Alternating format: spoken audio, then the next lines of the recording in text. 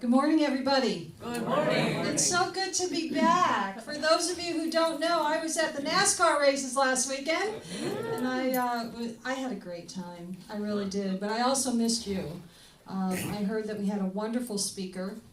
Our speaker felt something different, but I'm just teasing. She did a great job. I heard back from many of you, and I appreciate you stepping in. So thank you very much, Elisa. Before I get started on the lesson about denials and affirmations, because this is the crux of my spiritual practice, and it comes from that book, Lessons in Truth by Emily Cady. Before we go into that, I want to tell you that when I was singing that song, You Are the Face of God, I was looking at each and every one of you. And I don't know if you realize this or not, but when you talk to someone and you look them eyeball to eyeball, they are the face of God, and they are a part of you, and you are a part of them. So it is a very personal song, and I went to a retreat one time, very new in Unity. I think I had only been coming for like 8 months or something like that, so I was still very new. And it was a women's retreat, and they had us sing this song, holding hands with total strangers, looking them in the eye. It was so uncomfortable for me, so uncomfortable. I was raised in a traditional religion. We didn't do things like that. We did a lot of rituals. We didn't do the hand holding and the looking in the eye thing at all. But think about it. Think about who in your life you might be able to say that to or look them in the eye, and understand that even the people that you meet during the day when you're not seeing eye to eye, they're still the face of God, right? And you're still the face of God when you're not showing up exactly the way you would like to show up. It doesn't matter, you're still the face of God. And that just crossed my mind, and I just had to share that with you. So there. Okay, so we're going to talk about denials and affirmations. This is Emily's instructions. I think this is chapters 4 and 5 in the book Lessons in Truth. It is the book that I recommend to people who are newer in Unity. It may or may not resonate with you, but as the years go by, you'll be surprised if you go back to it and read it again. You'll go, oh, she said that. A lot of the ideas come from her. So,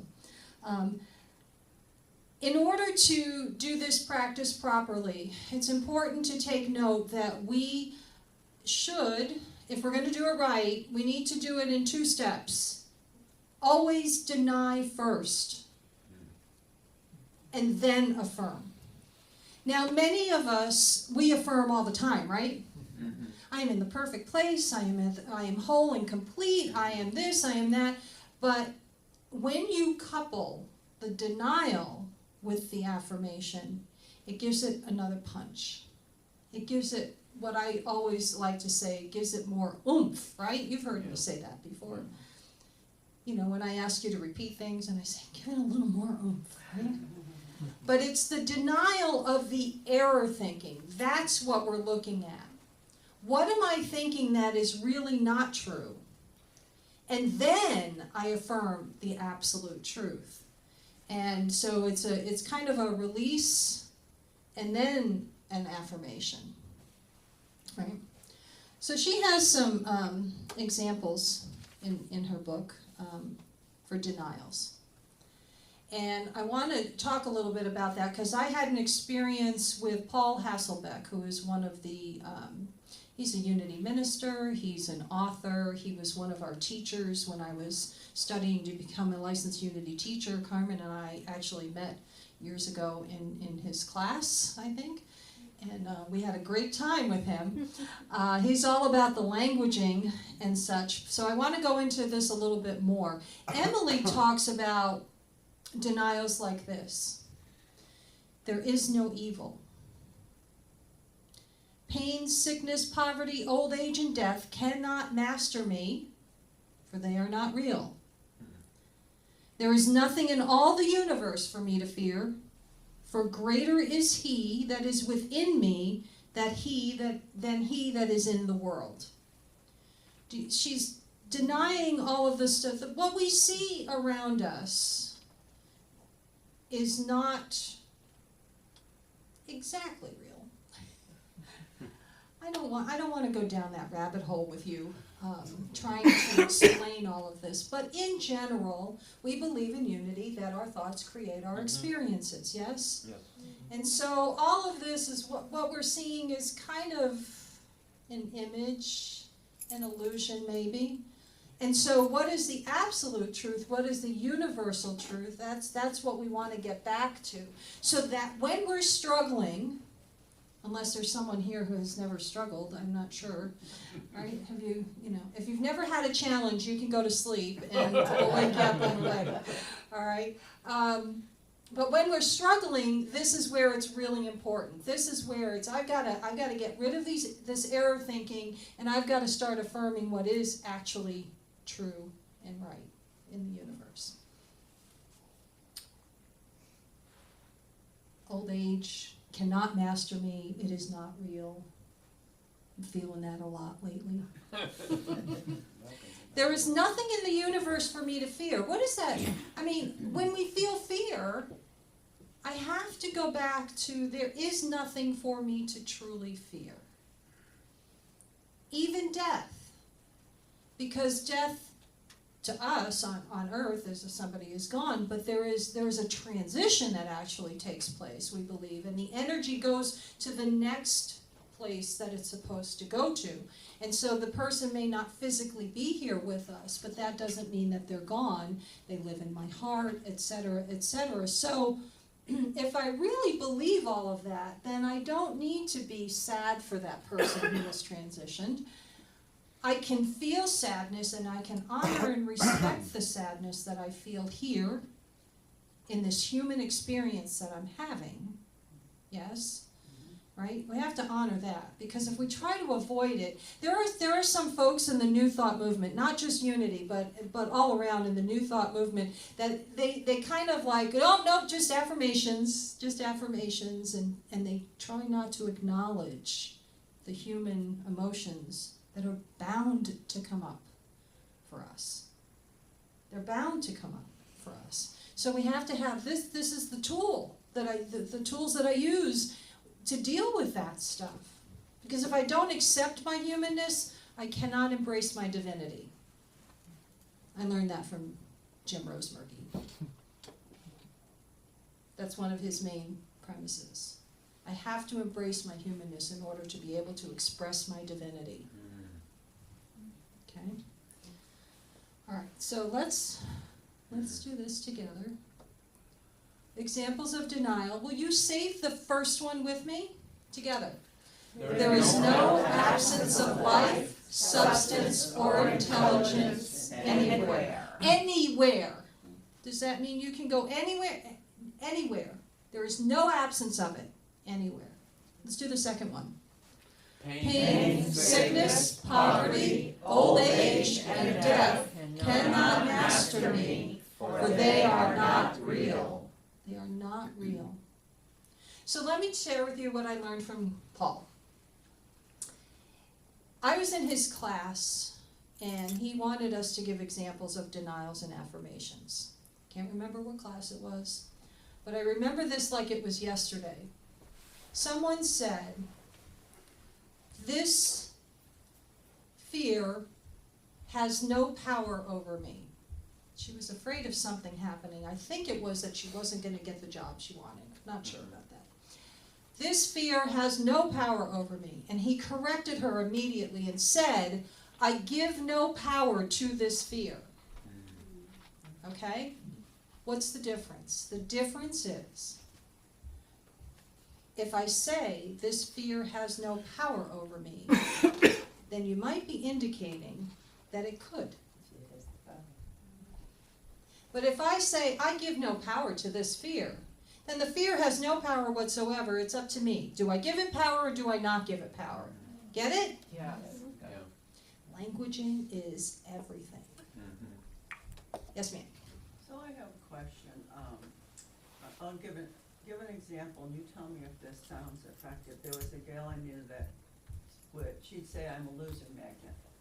And a few times I tried to call her on it, and she just didn't seem to know where I was going with it, so I let it go. But in transformational kinesiology, there's a balance that says, I no longer believe or feel that I am a loser magnet, or whatever her saying was. Instead, I attract the mate of my choice, or, mate of my, love of my life, whatever.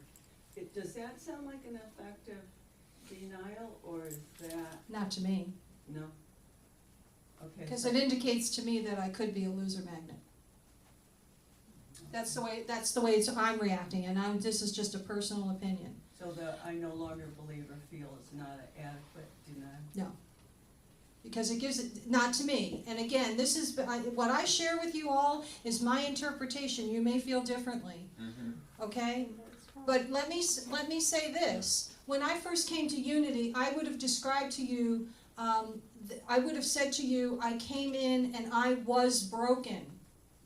I do not say that anymore. I felt broken. I was never broken. I don't believe I was ever broken. My thoughts created this whole image inside of me of who and what I was. I was a loser when I got to Unity in December of 2009. Okay? That's how I felt. Wasn't true, but I felt that way, and it was very real for me. But it's a good affirmation, and it works for people, or denial, it works for some people, but I think we can take it a step further. What Okay? would be a good step further? How would you word a word? I never was a loser magnet. It's their loss. Something to that effect, right? But I never was. What I am firm about with these denials is that we need to erase the error thinking completely. So I don't want to leave any windows open. I don't want to do any of that, okay? Emily suggests that we repeat these denials without strained anxiety in order to get something out of it.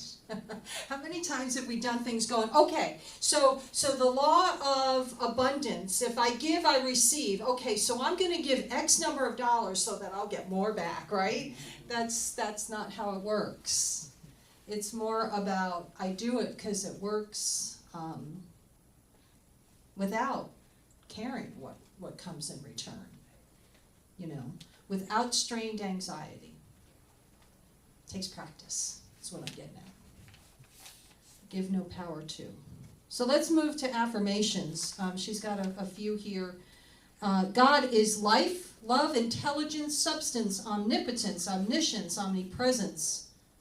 I am a child or manifestation of God, and every moment His life, love, wisdom, power flow into and through me. Whew, think about that. As a child of God, God's love, wisdom flows through me. I'm smart. You're smart. You're wise, loving, right? You know why you're loving? Because you are love with a capital L. Right? We sang about peace earlier. I'm peaceful because I am peace. I can be, if I so choose, I can be the peace in the midst of the storm. Do I always choose that? Better than I used to be. Right? But I can do that. Let's see what else. Nothing can hurt me or make me sick or afraid, for spirit is God, and God cannot be sick, hurt, or afraid. So, the famous phrase, I am, right? Whatever you fill in after the words, I am, you're calling God. Now, Unity, repetition here. We do not refer to God as a separate being up in the sky looking down upon us, zapping us with blessings and zapping us with problems. Oh, zap, I got that all wrong, didn't I? That's not what we believe that God is a presence, an energy within us. So sometimes it's hard when we read these things to not think of God as a separate being. Emily came from a time when languaging was a little bit different, and they were still talking about God as He and His love and His wisdom. So we've taken it, now that we're in the year 2018, almost 2019, we're taking it to a different level, and we're really looking at the wording even more. And that's something I love about unity, is that we do not need to stick with old wording if we don't feel it fits anymore. If our spiritual journey has allowed us to evolve to a new understanding, let's go with it. God is unchanging, maybe. Right? Okay. So let's look at this one. Will you say this with me? The first one. I am one with God and am governed by His law. The second one. I am spirit, perfect, holy, harmonious. Okay, so how many of you get up in the morning, look in the mirror and say, I am spirit, perfect, holy, harmonious? Sometimes. I knew there would be one. Yeah. Try that. Think about it. Do I really believe this? Or do I believe this about other people, but not about me? And I bring that up because that's what I did for many, many years. If I was trying to do any kind of self-help work whatsoever, if I was trying to get help from other people, I would kind of sit back and judge, and I would think, they're going to get it and I'm not. You know? And that would prevent me from opening up to learning what was actually being taught, because I'd be so caught up in appearances. I use this phrase a lot. Have you ever heard people say, I compared my insides to their outsides? Right? So if somebody drives up in a really nice car and they walk in here and they're dressed up very nicely and all that stuff, and they sit down, my mind automatically assumes that everything is just perfect in their lives. It's not even that everything is okay with them. It's that everything is perfect in their lives, right? Everybody's dealing with something. Everybody's dealing with something. And so my mind kind of jumps right away, and I have to kind of reel it back in again. So, but I am spirit. I am perfect. I am holy. I am harmonious. In this moment, you can add that phrase at the end if you'd like, if that helps you to understand. Maybe you don't feel like you're harmonious all the time. Or maybe you forget that you're spirit all the time. I believe we're spiritual beings having a human experience, not the other way around. Right? Yeah. Okay. So Emily thinks that we should commit these ideas to memory, but you don't have to do that. What you do have to do is you have to practice this. Practice. Not come to church on Sunday, hear about it, and yep, I get, oh wow, that's really good, and then go home for 6 days and not do anything, right? Make it a part of your daily practice. It's only going to take a couple minutes a day, right? But create your own denials, your own affirmations, because we all are dealing with different things at different times, right? So we had Thanksgiving this week, filled with gratitude. And then I saw a funny cartoon on Facebook. They're not cartoons. What are they, memes? Thank you. Holy cow, that showed my age.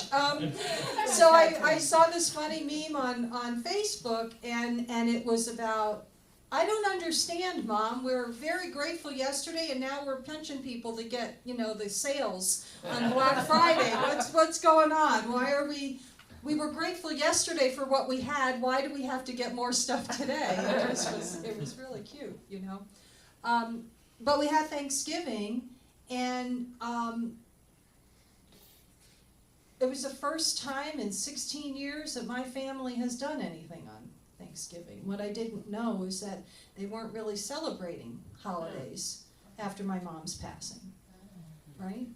So I go in like the bull in the china shop that I am, and I'm like, oh, we're doing something, you know. And so we ended up getting Chinese food, you know. Dad's kitchen just isn't set up for cooking anymore, and they eat out a lot, and so I said, well, I'll buy the meal, and it didn't matter what kind of food we had. Exactly. We were together, you know. And I did a lot of this while I was there, because I'm not used to dealing with family dynamics on a regular basis, and now that I live up here, it's a little different, right? At first, it felt like I was still visiting. Now it doesn't feel that way anymore. Now I'm part of the family again.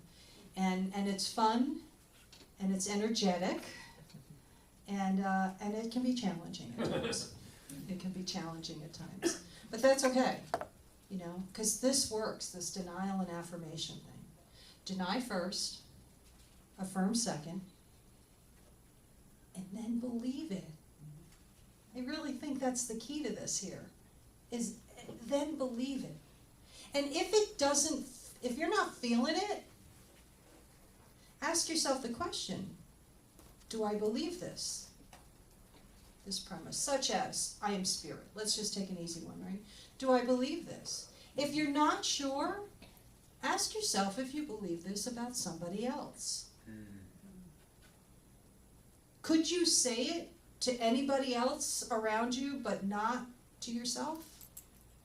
That's the kicker. Because if you find out that's the issue, then it's just a simple case of, hey, I do believe in oneness. I do believe I'm connected with everybody, and so it has to be true for me. And even if I don't believe it right now, it's still true. You know, we can work through that.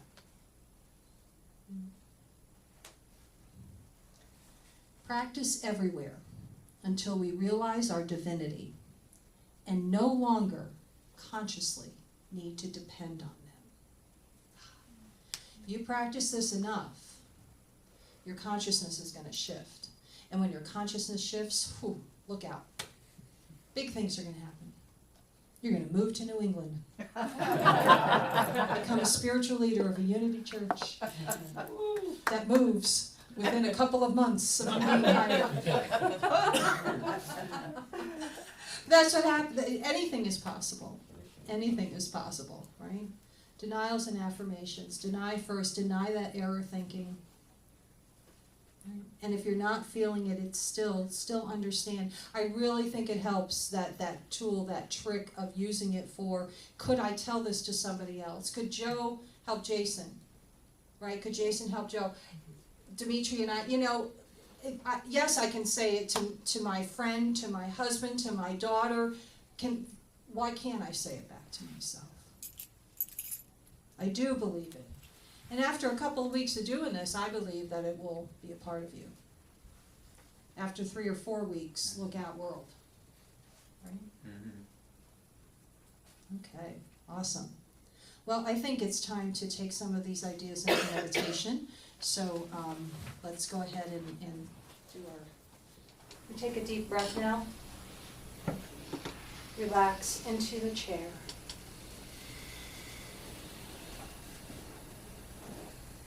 Breathing into your heart space.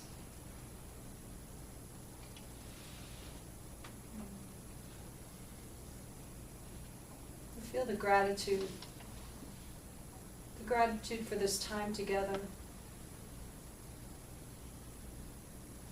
Learning about ways in which to enhance our spiritual journey.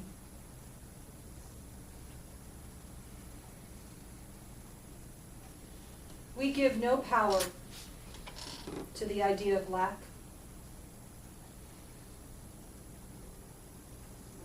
We deny that lack exists.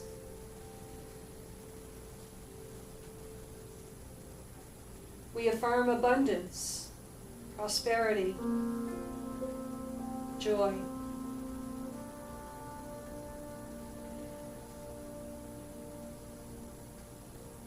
I give no power to the idea that I am less than perfect.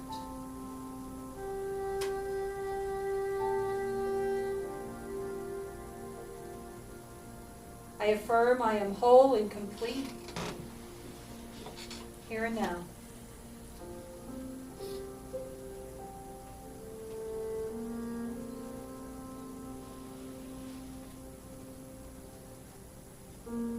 I rest in God. In that space in my heart,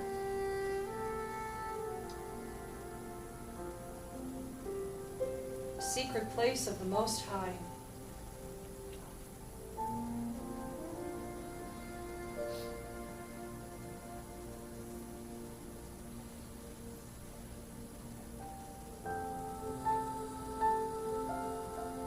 I give no power to fear of any kind. And I affirm I am courage, I am strength, I am love.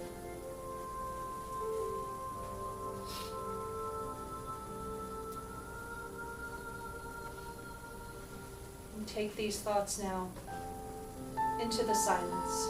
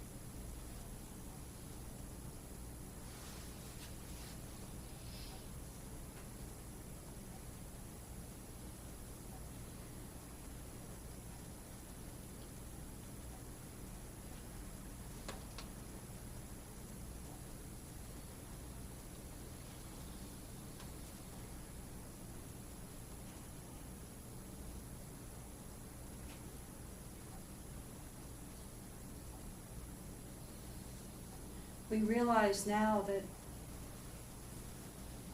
this is what works.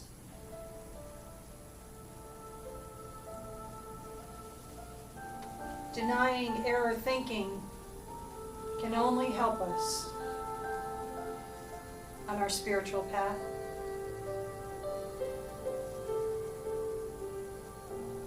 And coupling that with affirming what is our absolute truth can only enhance the journey.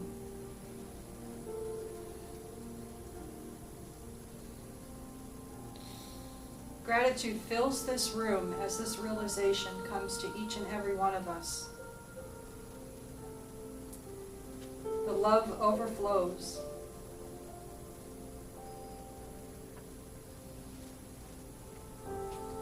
We take Emily's teachings to heart,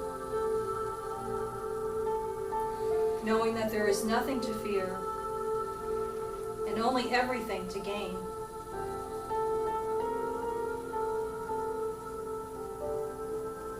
We are ready. We deny error thinking, we affirm wholeness. We are complete.